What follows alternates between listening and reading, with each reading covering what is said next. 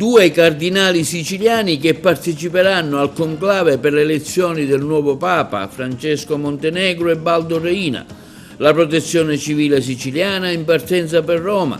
Potrebbe essere Silvio Berlusconi il benefattore misterioso per la sepoltura di Papa Francesco.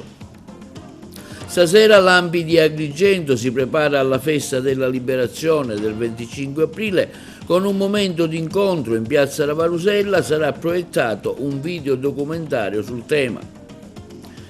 Sono 3 i candidati al momento al sindaco di Realmonte in vista delle prossime elezioni che si svolgeranno il 25 e 26 maggio. Al via il bonus bebè della regione siciliana, 1.000 euro per la nascita di un figlio. Positivi i dati per le nuove imprese ad Agrigento nel primo trimestre del 2025, a comunicarlo è la Camera di Commercio di Agrigento. Avrebbe minacciato la moglie e il figlio con un coltello. Si scaglia contro i carabinieri nonostante fosse ai domiciliari, quanto successo ad Agrigento nella giornata di ieri.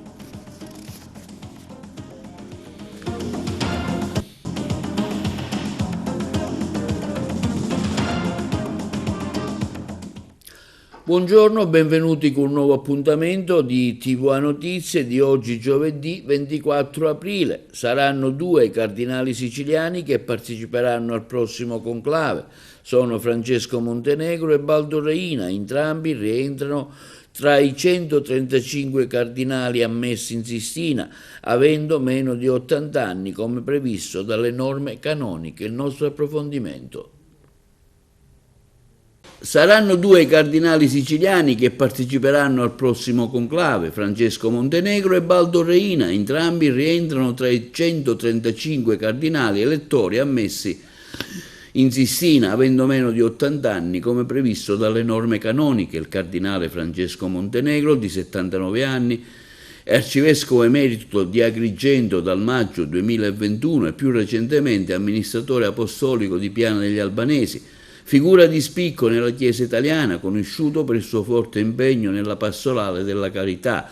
Ha guidato infatti la Caritas italiana ed è stato presidente di diverse commissioni episcopali, diventando punto di riferimento per le questioni legate alle periferie sociali e assistenziali. Più giovane il cardinale Baldo Reina, originario di San Giovanni Gemini, che ha assunto ruoli di grande rilievo nella diocesi di Roma dal 6 aprile 2024, è amministratore apostolico di Ostia, poi nominato vicario generale della diocesi il 6 ottobre, infine dal 25 ottobre 2024 arciprete della Basilica di San Giovanni Laterano. Nel giorno in cui abbiamo celebrato la Santa Messa in suffragio di Papa Francesco, ho ringraziato il Signore insieme a tutta la diocesi di Roma per il servizio, per l'esempio, per la profezia che ci ha regalato questo grande pastore. E lo abbiamo fatto all'interno di un'assemblea molto nutrita, tantissima gente, tanti sacerdoti, abbiamo colto la commozione, la sofferenza, ma in qualche modo la gratitudine di tutti per il dono di Papa Francesco. E l'eco di questa profezia è ancora ridondante, molto presente in tutti noi. Personalmente ho dei ricordi molto vivi da quando la prima volta l'ho incontrato nel luglio del 2013 a Lampedusa, in quella che è stata la sua prima visita pastorale. Io all'epoca ero ad Agrigento e ho vissuto quella visita in diretta, ho ascoltato quelle parole, quella omelia molto forte, quel grido, chi ha pianto per queste vittime. Diciamo che da quel momento in poi ho seguito, come penso tanti cristiani, il magistero di Papa Francesco. La nota della profezia mi è sembrata quella dominante, un Papa che ha rimesso al centro il Vangelo, ha chiesto alla Chiesa, alla propria Chiesa, di essere esemplare, di essere fedele all'insegnamento di Cristo, un Papa che si è lasciato anche accompagnare da tante domande, da tante sofferenze, che ha gridato fino alla fine per la pace. Lo abbiamo letto anche nel Testamento, ha offerto la sua sofferenza per la pace nel mondo, questa pace che non è arrivata ma che speriamo continua ad arrivare. Davvero abbiamo l'animo grato per quanto ci ha insegnato Papa Francesco, adesso abbiamo la responsabilità di continuare quanto lui stesso ci ha dato. E in occasione dei funerali di Papa Francesco, la Protezione Civile siciliana è in partenza per Roma. il servizio. La Protezione Civile della Regione Siciliana, in collaborazione col coordinamento tra le regioni e con il Dipartimento Nazionale della Protezione Civile, su indicazione del governatore Renato Schifani, darà il proprio contributo alle iniziative di assistenza e accoglienza alle centinaia di migliaia di pellegrini che si recheranno prossimamente a Roma in occasione del funerale di Papa Francesco, in programma sabato prossimo. Il dirigente generale Salvio Cocina ha disposto l'invio di una colonna mobile di 12 mezzi con 43 volontari coordinati da 3 funzionari regionali. I volontari, provenienti dalle varie zone della Sicilia, si raduneranno oggi a Messina e giungeranno nella prima mattinata a Roma, dove saranno alloggiati nel campo allestito a Centocelle. Le squadre della Protezione Civile siciliana forniranno supporto ai pellegrini fino a domenica 27 aprile e lavoreranno fianco a fianco con i colleghi delle altre regioni per garantire un'accoglienza ordinata e un'assistenza efficace a tutti coloro che giungeranno a Roma Capitale. Papa Francesco, il benefattore misterioso per la sepoltura, spunta l'ipotesi di Silvio Berlusconi. Si parla con insistenza di un lascito testamentario voluto dallo stesso Cavaliere. Il mistero del benefattore che pagherà le spese per il funerale e la sepoltura di Papa Francesco potrebbe avere un nome o forse 2. E si parla con insistenza di un lascito testamentario voluto da Silvio Berlusconi e affidato al secondogenito Pier Silvio. In alternativa, la donazione, si parla di una cifra pari a 1 milione di euro, sarebbe arrivata dalla Corona di Spagna, voluta da Re Felipe VI e dalla Regina Letizia per ricordare la devozione del paese alla Chiesa e alla Madonna.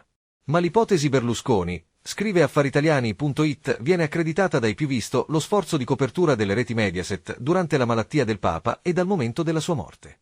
Pier Silvio Berlusconi ha mandato una mail a tutti i dipendenti elogiando professionalità e impegno, ma anche tempestività, garbo e rigore, all'altezza del ruolo che siamo chiamati a svolgere. Il segreto sul benefattore, comunque, rimane ufficialmente custodito nel conto corrente bancario della Popolare di Sondrio, intestato al capitolo di Santa Maria Maggiore con causale donazione Basilica Papale di Santa Maria Maggiore. Lo stesso IBAN che viene usato per le donazioni delle persone qualunque. E in vista della festa della liberazione che si svolgerà domani 25 aprile alla Villa Bonfiglio, l'ANPI, Associazione Nazionale Partigiani, organizza stasera allo Scaro Caffè in piazza Ravanusella alle ore 20:30, insieme all'Arci, John Belushi, alla CGIL di Agrigento, alla Lega Coop Sicilia, alla Lega Ambiente e al Circolo Pierpaolo Pasolini, la notte della liberazione con la proiezione del documentario di Stefano Di Polito, La voce di Ventotene. Seguiranno un momento di confronto e di riflessione su quanto accaduto 80 anni fa, allorquando terminava l'incubo della Seconda Guerra Mondiale e vide la liberazione dopo 20 anni di occupazione nazista. Dopo la sfiducia al sindaco, Realmonte si prepara alle nuove elezioni amministrative. Sono 3 i candidati al momento: l'uscente Sabrina Lattuca, Alessandro Mallia per l'UDC e Leonardo Augello del PD. Si voterà il 25 e 26 maggio prossimo. Il nostro servizio. Dopo la sfiducia al sindaco, Realmonte si prepara a nuove elezioni amministrative con 3 candidati presenti al momento.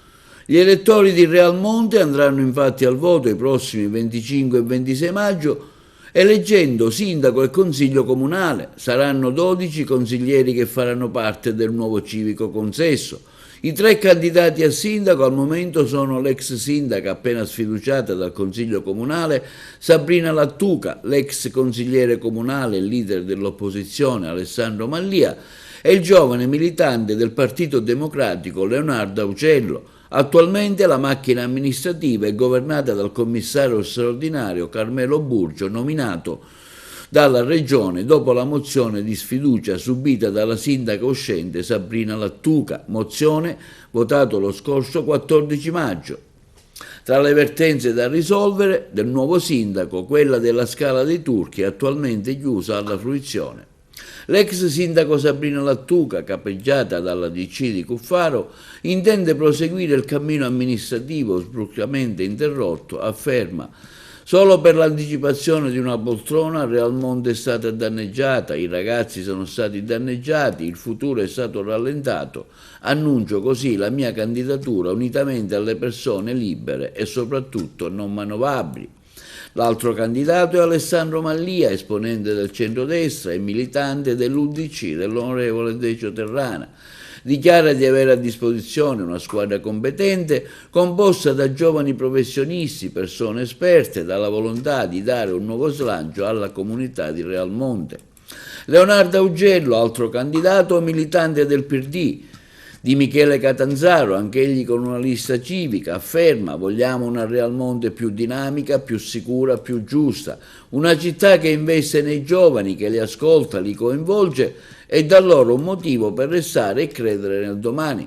Dal 25 aprile prossimo scatta il periodo per la presentazione delle liste dei candidati al Consiglio Comunale, collegate alle rispettive candidature a sindaco, e fino al 30 aprile alle ore 12 a ogni candidatura a sindaco potrà essere collegata una lista di candidati al Consiglio Comunale con un minimo di 9 persone e non più di 12 candidati, tenendo conto sempre della parità di genere. Realmonte è l'unico comune della provincia di Agrigento dove si andrà a votare prossimamente. E in data odierna si è riunita la seconda commissione consiliare del comune di Agrigento, composta dai consiglieri comunali La Felice, Burgio e Cirino, per sapere e comunicare alla città il piano di disvestazione delle zecche, zanzare e mosche. In presenza del geometra Mario Triassi viene consegnato il calendario del ciclo larvicida e adulticida con tutti gli interventi già svolti e da svolgere con annesse date e orari di intervento. Inoltre la Commissione comunica che gli interventi di derattizzazione attraverso le scatole portaesca sono già partiti dall'inizio dell'anno. Compie oggi 30 anni l'associazione culturale Il Cerchio, ne abbiamo parlato con il responsabile, l'ingegner Bernardo Barone, l'intervista allo stesso. Ingegnere Dino Barone, l'associazione Il Cerchio compie oggi 30 anni, un breve bilancio dell'attività. Sì, era il 24 di aprile, mattina, ore 11, appuntamento per tutti i soci fondatori, tuttora quasi tutti viventi, manca solo la grande Maria Giovanna Cassaro, che purtroppo è scomparsa in maniera immatura rispetto ai tempi della vita di un uomo, ed è stato un pilastro della nostra associazione relativamente al teatro e alle attività culturali. Siamo andati quindi dal notaio comparato in via Gioeni, dove avevamo l'appuntamento con i documenti già pronti, cioè l'atto costitutivo che avevamo preparato in quei mesi antecedenti e lo statuto. Bastavano questi e la dottoressa ha fatto immediatamente notaio comparato la lettura e poi abbiamo sottoposto le firme per la registrazione di questo associazione culturale Il Cerchio. Il centro studi, il nome è questo, centro studi e organizzazione per i beni culturali, lo sport, il turismo, lo spettacolo e la solidarietà sociale. Quindi abbiamo 5 ambiti e per giunta nel territorio della provincia di Agrigento, perché si muove a livello provinciale, abbiamo i 7 distretti, tra cui l'ultimo era Lampedusa, non l'ultimo nel senso di recente, ma che funzionava pure Lampedusa e funziona ancora. Progetti per il futuro, ingegnere? Ecco, progetti per il futuro ci sono. Quello relativo al fatto che, essendo l'associazione Il Cerchio per decreto del Presidente della Regione, soggetto attuatore e gestore del parco letterario, noi abbiamo sostenuto il progetto subito, fin dall'inizio nel 2022, il progetto Agrigento Capitale, che è stato approvato nel 2023 con decreto del Presidente del Consiglio, dei Ministri, la signora egregia Meloni, e poi abbiamo avuto che cosa a seguito di questo decreto? Abbiamo avuto le vicende e il fatto che il 24 luglio dell'anno scorso, del 2023, il signor sindaco di Agrigento ha stipulato con l'assessorato ai beni culturali per fare spendere e stanziare 5 milioni che aveva predisposto il presidente, determinate azioni, fra cui quella che diciamo incedeva su di noi, sul parco letterario come Agrigento Città Teatro. E ora abbiamo fatto in questi giorni il sollecito dell'acconto di questi 8.000 euro per avviare queste attività che tutti ci richiedono da tutte le parti d'Italia e anche d'Europa. Scrivono i dirigenti scolastici che vogliono partecipare ai viaggi sentimentali programmati, che abbiamo anche fatto attraverso una conferenza giornalistica. E ora abbiamo scritto alla dottoressa Cucinotta, e sta facendo un mese, e attenzione perché se scade un mese poi diventa qualcosa di pesante per lei e per tutta l'organizzazione e la fondazione. Noi siamo sicuri che la dottoressa Cucinotta entro il giorno 2 dovrebbe stanziare questo acconto, perché basta l'acconto e noi partiamo, e quindi subito a maggio si avviano le azioni che già avevamo programmato per fare venire migliaia di studenti fino al 31 dicembre del 2025. Al via il bonus bebè in Sicilia. L'assessorato regionale della famiglia e delle politiche sociali ha pubblicato l'avviso relativo al beneficio di 1.000 euro per la nascita di un figlio. Il servizio. Al via il bonus bebè in Sicilia. L'assessorato regionale della famiglia e delle politiche sociali ha pubblicato l'avviso relativo al beneficio di 1.000 euro per la nascita di un figlio. Come avvenuto in precedenza, per ottimizzare i criteri di assegnazione e distribuire equamente le somme per i nati nell'arco dell'anno solare, verranno predisposti 2 elenchi degli aventi diritto. Il primo avrà una scadenza al 30 giugno e ne faranno parte i nati dell'ultimo trimestre dell'anno scorso e quelli del primo trimestre di quell'attuale, coprendo così dal 1 ottobre 2024 al 31 marzo 2025. Il secondo elenco avrà scadenza al 31 dicembre e riguarderà i nati del secondo e terzo trimestre di quest'anno, ovvero dal 1 aprile al 30 settembre. I neogenitori, in possesso dei requisiti richiesti, possono già presentare le domande ai comuni di residenza. Il bonus è destinato ai neogenitori residenti in Sicilia al momento del parto o dell'adozione o a chi esercita la patria potestà a fronte di un ISEE fino a 10.140 euro, corrispondente al limite massimo previsto per l'assegno di inclusione da parte del Ministero del Lavoro e delle Politiche Sociali. Le richieste vanno presentate direttamente ai comuni di residenza, i quali a loro volta inoltreranno le domande all'assessorato regionale della famiglia. Gli uffici redigeranno quindi le graduatorie regionali e procederanno al riparto e all'assegnazione delle somme alle amministrazioni locali che, a loro volta, erogheranno il bonus ai beneficiari. Per la Camera di Commercio di Agrigento segnali di stabilità con moderata crescita, secondo i dati diffusi relativi al primo trimestre 2025. Secondo l'analisi condotta da Unioncamere e Infocamere sulla base delle iscrizioni e cessazioni rilevate dal registro delle imprese della Camera di Commercio, il saldo complessivo tra le aperture e le chiusure nella nostra provincia si è attestato a più 62 imprese. Inoltre il tasso di crescita si attesta allo 0,15%, mentre a livello nazionale si registra un calo dello 0,5%. Si tratta di dati che confermano un quadro tutto sommato di stabilità in un contesto che presenta non pochi elementi di difficoltà che dipendono dalla congiuntura economica internazionale, come ha sottolineato il commissario straordinario della Camera di Commercio di Agrigento, Giuseppe Termine. Tuttavia, aggiunge Termine, rispetto allo stesso periodo del 2024, il rapporto tra le iscrizioni e le cancellazioni delle imprese segnala un miglioramento, tenuto conto che il primo trimestre è solitamente caratterizzato da una stagionalità negativa causata dal consolidarsi nei primi mesi del nuovo anno delle chiusure pervenute a fine anno. E per la cronaca avrebbe minacciato con un coltello la moglie coetanea e la figlia 25enne. Si sono vissuti momenti di tensione in un'abitazione nella periferia di Agrigento. Sono stati alcuni residenti della zona allarmati dal trambusto a chiamare il 112, Provvidenziale è stato l'intervento delle forze dell'ordine per evitare gravi conseguenze. Un cinquantenne disoccupato di Agrigento è stato denunciato in stato di libertà alla Procura della Repubblica per il reato di minaccia aggravata. Non è chiaro quale sia stato il motivo che abbia scatenato l'ira dell'uomo.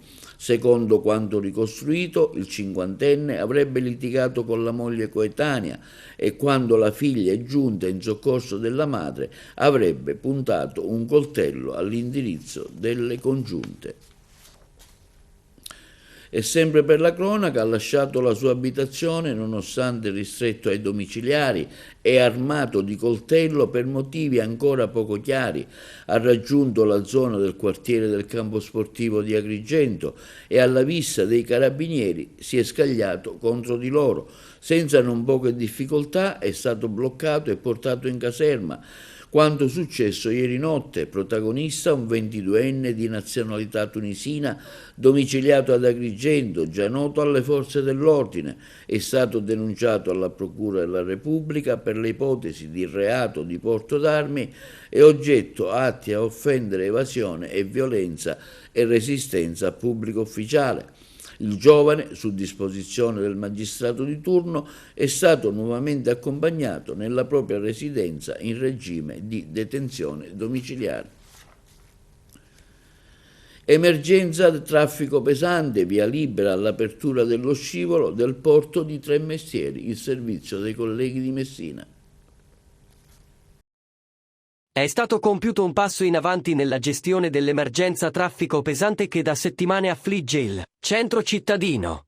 Nella giornata di sabato, su sollecitazione di Will Trasporti e a seguito dei disagi provocati dal dirottamento dei mezzi pesanti nel cuore urbano, sono stati finalmente eseguiti i rilievi tecnici sullo scivolo lato monte del porto di Tremestieri, precedentemente rinviati venerdì. Le verifiche, disposte dall'autorità di sistema portuale dello Stretto e mirate a valutare la praticabilità dei fondali per garantire la continuità operativa degli scambi marittimi, hanno avuto esito positivo. È arrivato dunque il parere favorevole all'apertura dello scivolo, un passo che potrebbe alleggerire la pressione sul traffico urbano e garantire maggiore sicurezza per la cittadinanza. A darne comunicazione è stato il segretario generale di Will Trasporti, Antonino Di Mento, che ha sottolineato come ora la Capitaneria di Porto, autorità marittima dello Stretto, sia nelle condizioni di emettere l'ordinanza di riapertura nelle prossime ore. Tuttavia, la situazione resta tutt'altro che risolta. Per uscire pienamente da questa condizione critica, ferma Di Mento, è ancora necessario ottenere l'autorizzazione per lo spostamento delle masse sabbiose da parte dell'assessorato, territorio e ambiente della regione siciliana. Serve inoltre l'ingaggio urgente di una draga per la completa pulizia dei fondali. Solo in questo modo sarà possibile ripristinare una piena funzionalità dello scalo, garantendo tanto la sicurezza quanto la salvaguardia dei posti di lavoro. Will Trasporti continuerà a seguire con attenzione l'evolversi della vicenda, sollecitando interventi tempestivi non solo per il ripristino dell'operatività del porto di Tremestieri, ma anche per una più efficiente gestione delle criticità che stanno mettendo in difficoltà imprese, lavoratori e cittadini. La raccolta dei rifiuti differenziati sarà regolare secondo il calendario per le prossime festività del 25 aprile e del 1 maggio. Le ditte garantiranno infatti il servizio in modo da evitare che la spazzatura si accumuli nei mastelli e nelle abitazioni dei cittadini durante i giorni di festa. Rimarranno invece chiuse, come accade, le isole ecologiche del villaggio Peruzzo e quella di Piazzale Ugo La Malfa. E nel weekend torna la City Nature Challenge a Messina, ce ne parlano i colleghi. Torna in questo fine settimana la City Nature Challenge, iniziativa internazionale di promozione della biodiversità in cui vengono raccolte osservazioni naturalistiche attraverso una gara svolta tra tutte le città del mondo. A Milazzo l'iniziativa è organizzata dal MUMA Museo del Mare. Nella scorsa edizione, quella del 2024, Milazzo si è classificata al primo posto in Italia, al terzo posto in Europa e 25esima al mondo. Effettuate oltre 20.000 osservazioni e censite ben 2.616 specie. L'evento si svolgerà dal 25 al 28 aprile all'interno dei confini del comune di Milazzo, sia a terra che in mare, attraverso la Citizen Science, ovvero la scienza dei cittadini.